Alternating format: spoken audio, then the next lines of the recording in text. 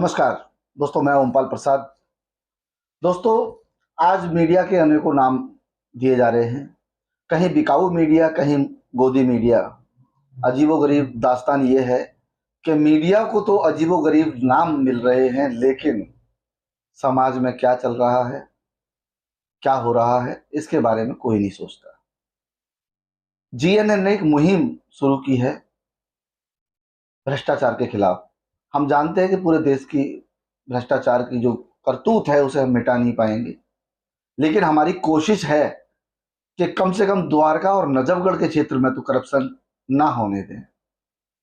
और आज जीएनएन की कलम से एक खबर आपके सामने हम लेकर आ रहे हैं, जो भ्रष्टाचार की अपने आप में बड़ी मूरत बनकर आ रही है। आइए देखिए। मैं शिखा जैन हूँ, विजय भारत पार्टी से दिल्ली प्रदेश अध्यक्ष हूँ। साथ ही साथ अभी अखिल भारत हिंदू महासभा की राष्ट्रीय उपाध्यक्ष भी मनोनीत हुई हूँ। हाँ, मैं पिछले 8 सालों से इन्वॉल्व हूँ। वो वाला मामला है दिल्ली के साउथ ईस्ट डिस्ट्रिक्ट का मामला है, सिविल डिफेंस का, जिसमें एक आदमी पैसे ले रहा है और वो आदमी एसडीएम डीएम अपने आप को बताता है कि मैं एसडीएम डीएम और डीसीपी का आदमी हूँ और मैं आपकी दिल्ली पुलिस में भी भर्ती करा सकता हूँ और मैं आपकी सिविल डिफेंस में भी भर्ती करा सकता हूँ। उसने कई बच्चों की भर्ती कराई है। उसने कराई ऐसा मेरे को बच्चों ने बताया है।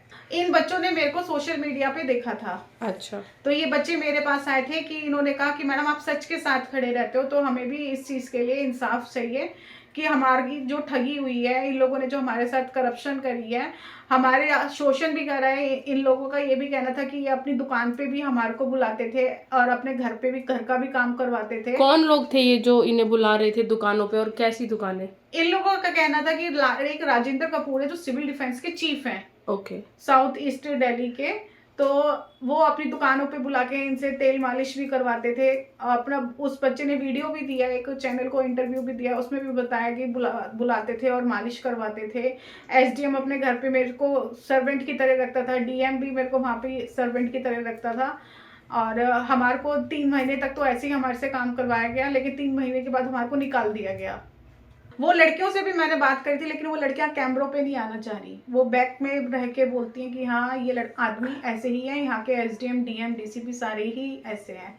जिस शख्स के बारे में आप बात कर रही है, हमारी टीम ने जब खंगाला तो कुछ सोशल नेटवर्किंग साइट पे आपके उनके साथ भी तस्वीरें अवार्ड देते हुए, तो आप इस पे क्या कहना चाहेंगी?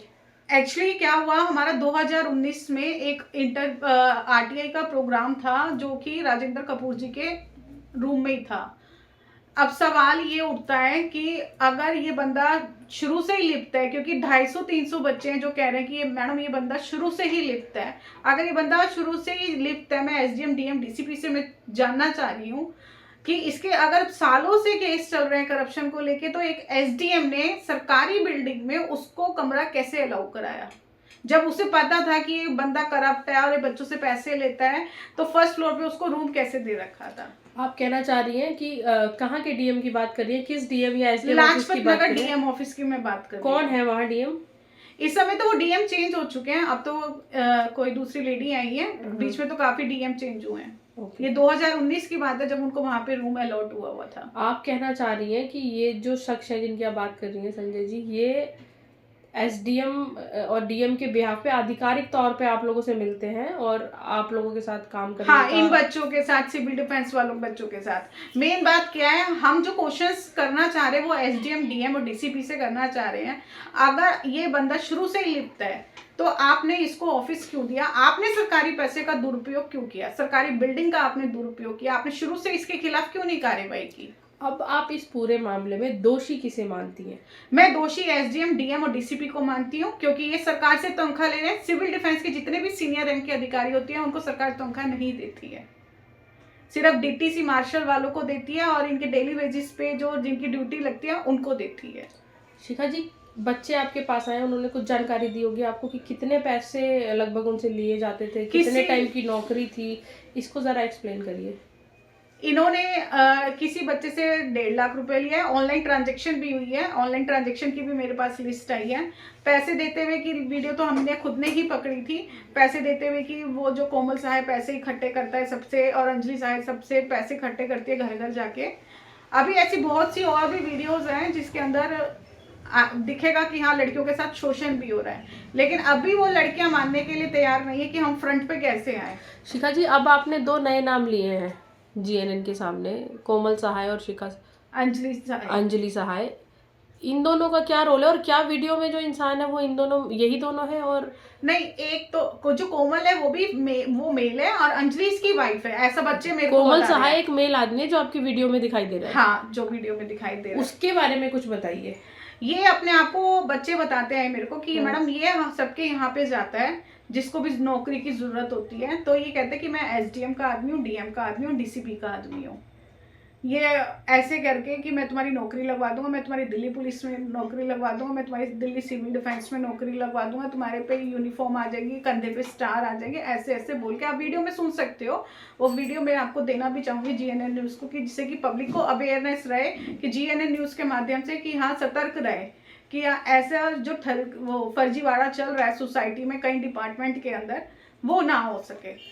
दोस्तों, आपने देखा कि इस स्टिंग को जैसे ही इंटरनेट पर डाला वैसे ही तहलका मच गया, अफरा तफरी मच गई और उन लोगों ने अपने सहायक पुलिस कर्मियों के साथ मिलकर इन बच्चों को बुला लिया लाजपत नगर थाना, जो कि बच्चों ने कंप्लेन भी नहीं की थी। अब समझने वाली बात है कि इन बच्चों को, दोस्तों अभी जो आपने एक वीडियो क्लिप देखी, तो इसमें बच्चों को पुलिस थाने में बुला करके उन पर दबाव डाला जा रहा है कि आप अपना बात पक्ष प्रस्तुत कीजिए।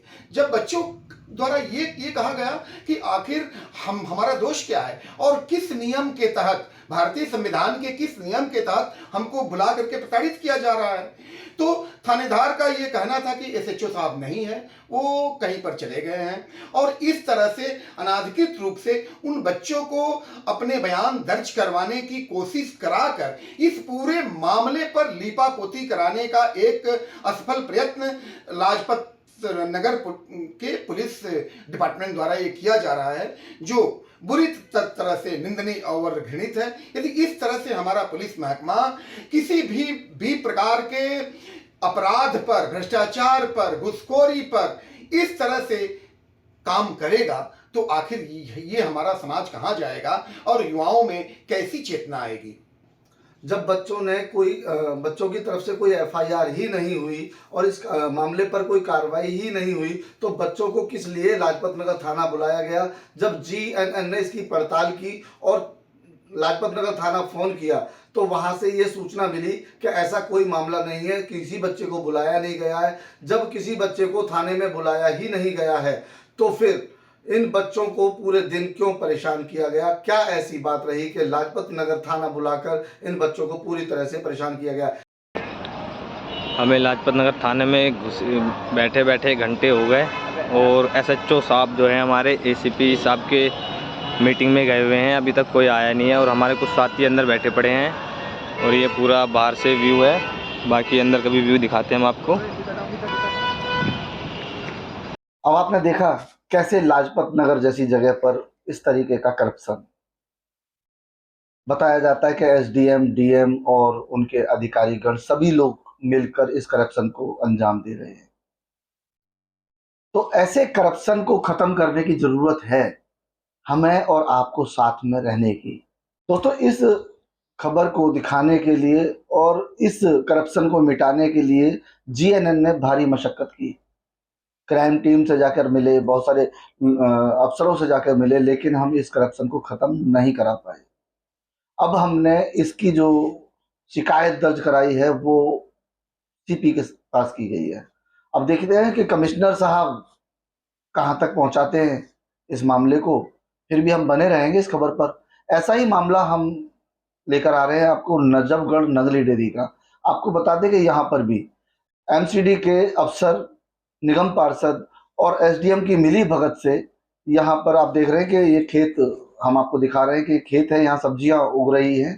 तो कहीं ना कहीं पोल्यूशन भी खत्म होता है जब खेती होती है। तो अब इस खेत को कुछ ही दिनों में तब्दील कर दिया जाएगा कंक्रीट के महलों में। आपको बता दें कि अब हमारे साइड में आप देख रहे हैं कि ये जो बने हुए हैं सारे मकानात, ये सारे मकानात भी अभी 2 साल पहले पूरा खेत था, जिसको कुछ महीनों में ही बना दिया गया कंक्रीट का महल।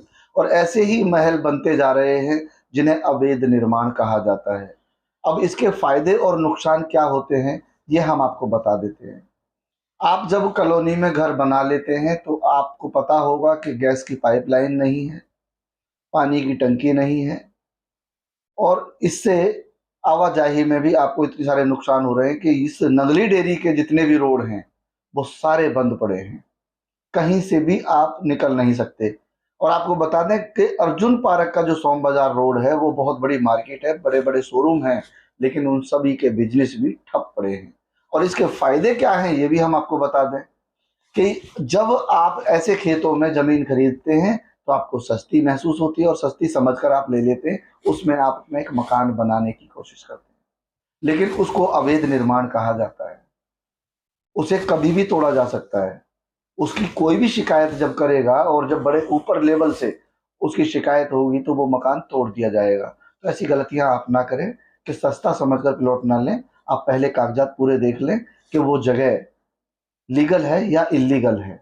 और ऐसी खबरों को हम आगे भी आपको दिखाते रहेंगे। नजफगढ़ और द्वारका के क्षेत्र में जहां भी करप्शन होगा उस करप्शन को खत्म करने का बीड़ा उठाया है GNN न्यूज ने, और ये संस्था अब पूरे कामों को करके ही आपके सामने दम लेगी।